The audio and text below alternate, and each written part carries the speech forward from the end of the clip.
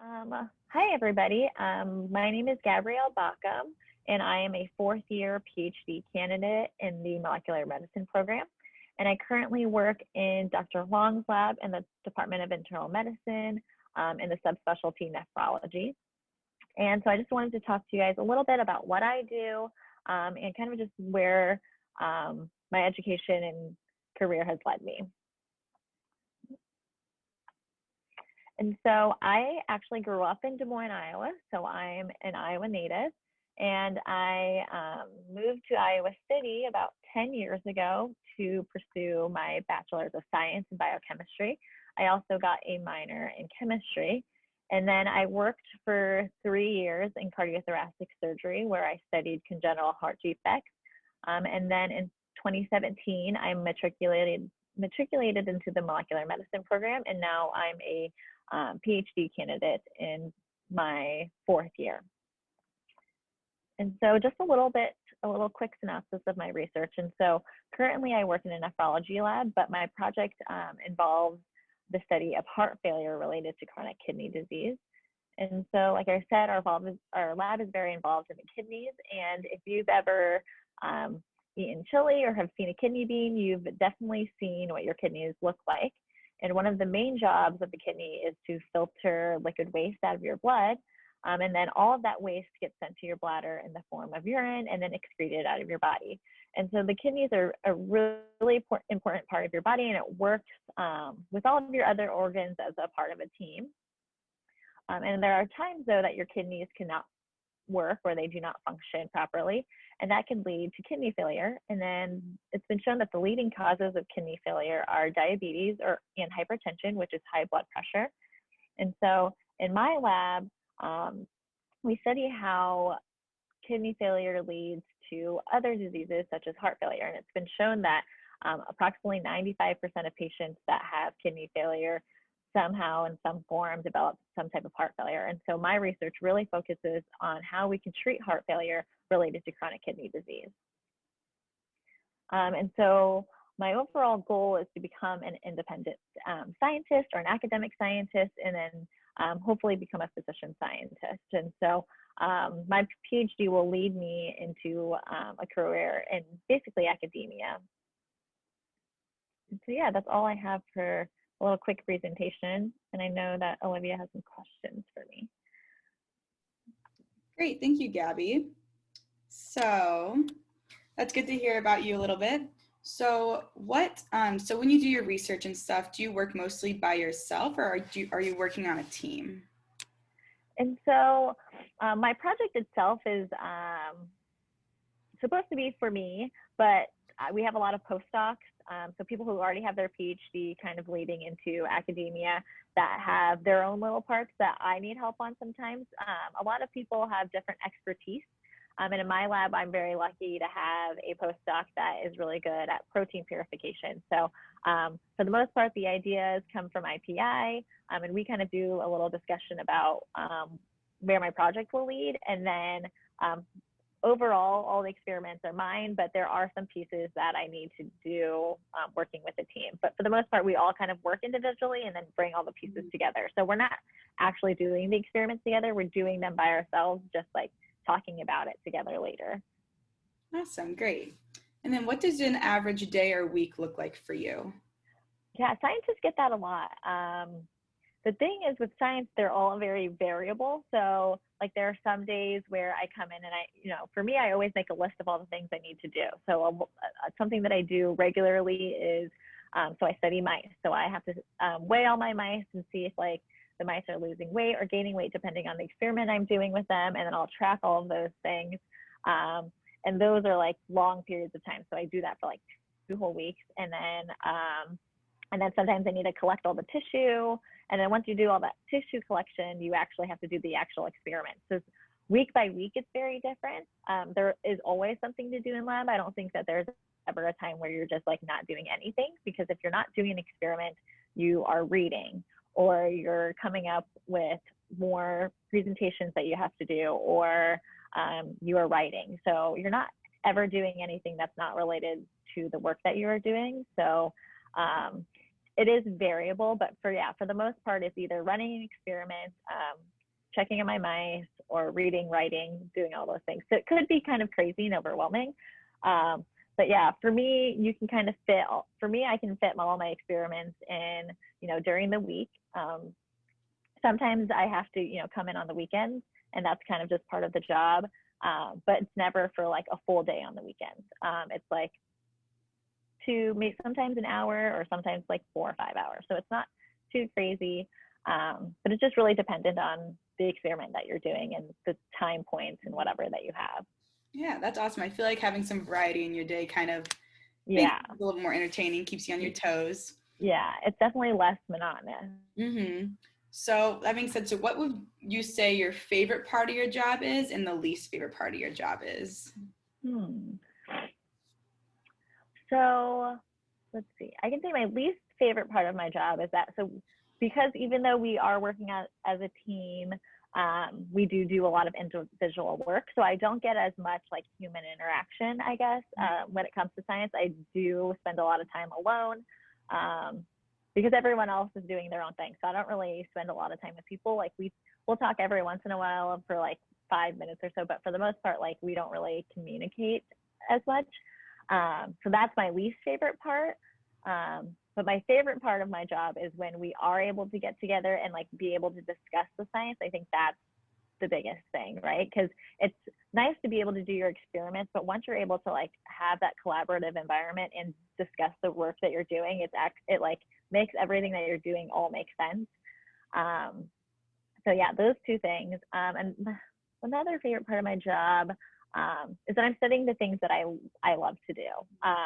So I've always been very curious about science. I think from a really young age, I've always asked those why questions. And so now as a scientist, I'm actually able to answer those why questions. And those are my favorite things, because every time we like go to a talk, or we are listening to a lecture, we're kind of understanding what everybody else is doing, and you always have those whys. And so, as a graduate student, you get to answer those. So that's the fun thing. It's like a scavenger hunt, but like trying to find something that nobody else knows. I think that's really fun. Yeah, that's awesome. I know, because I know you were saying that you are very passionate about science and everything. So what is one thing that excites you the most about the future of this field? I think that there are just so many things that are not known, that I think that science is unlimited. And then everything that we think that we know, there's just like 10 other things about that particular subject that we don't know. So I think that the most exciting thing is that with all of these diseases that we have, we're starting to find answers. And in the long term, we're able to like actually make an impact, not only in science, but make an impact in people. And we've seen that, in this last year, is that people really didn't care or to discuss science, right? So this is like an anomaly, that this is a year, or it's been the last year, that people actually are understanding what we do as scientists, because everything that we do is pretty proprietary, right? So we don't really talk about all of our research out loud, and we really just don't discuss it with people who aren't in science. So I think the most exciting thing is that we're able to share our research and the goals that we have in science with other people who aren't just in science. And I think that's really exciting, because I think people are starting to get way more interested in it. Because before it was just something like, oh, these scientists, make these medications and they figured it out. But now people are really starting to be interested in the process. But the other thing is that people want science to be super fast, because like obviously, again, this year it's an anomaly. Like we were able to find vaccines very, very quickly. And we've seen in science that science is pretty slow, but has been increasing with the technology that we have. So I think that's the most exciting thing. And it's nice to like get young people engaged, because sometimes I think that a lot of the time when people go into science, and I'm guilty of this, like the only reason why I like went into science to begin with is because I wanted to be a doctor, because I didn't think that there was anything else in the STEM field I could have done besides being a physician. But that's completely false, right? We all can get our PhD and study different mechanisms in science, and I think that's really cool. So it's giving young people an opportunity to go into science without the goal of just becoming a physician, because there are so many other scientific fields that they can be a part of. Yeah, that's great. It's really good hearing you talk about all the different things you can do within the STEM field because I feel like a lot of people they think that there's only, doctors, nurses, simple things or not simple things, but the Yeah, ones that are more common.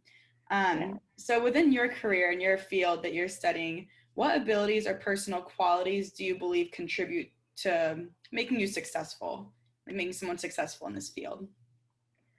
Yeah, so that we get that asked, like we get that we are asked that a lot, especially when we're looking for like candidates. And a lot of like schools and stuff, sometimes like those like standardized tests don't really tell you how good of a scientist you're going to be. I think one of the biggest things that make you a good scientist is perseverance, because I think science is really hard. You have to learn how to fail a lot because science, I mean, this isn't an exact number, but for me, I think that like sometimes science is like 95% failure and then 5% success. And so you have to be able to be, you know, dedicated to your job, and you have to be very hardworking. I think that science doesn't come easy. I think that you really have to like own your skills in the lab, and then outside of the lab when you are writing or doing any type of research paper wise. And so I think those are two big qualities. So perseverance, hard work. And I think that you have to be passionate about your work. So if you aren't passionate about science and you're just in science because of money or because it's like some type of prestige thing, like you're not going to get through it. So I think those are the three biggest things. And then the last one I think is to be able to be collaborative. And so, like I said, it is individual, but you need to be able to work with people, because I think without the people that I work with, I mean, half of the projects I think that we do would not get done. And so those are the biggest things, I think. So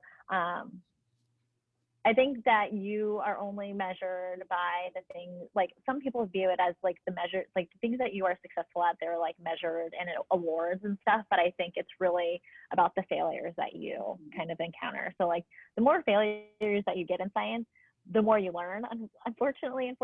So yeah, the biggest thing is to like be perseverant and dedicated and passionate. Yeah, awesome. Well, thank you so much for sharing all your experiences and what you do. So, lastly, what can students be doing now in junior high and high school and into like the beginning of the college and their college experience to prepare for this career path or this field? So I think within high school and like junior high, the biggest thing is that, so I remember being in middle school. So the reason why I became a scientist for sure was like in seventh grade. So in seventh grade, that's kind of when you start to hear the juices of science, right? And so I know that in my seventh grade class, we all, did science experiments with our teacher and then participated in science fairs. I know that there are a lot of like science fair opportunities for people that are in middle school. And then in high school, continue to like pay attention very well in your biology classes and your chemistry class, because those things will only help you be successful in college.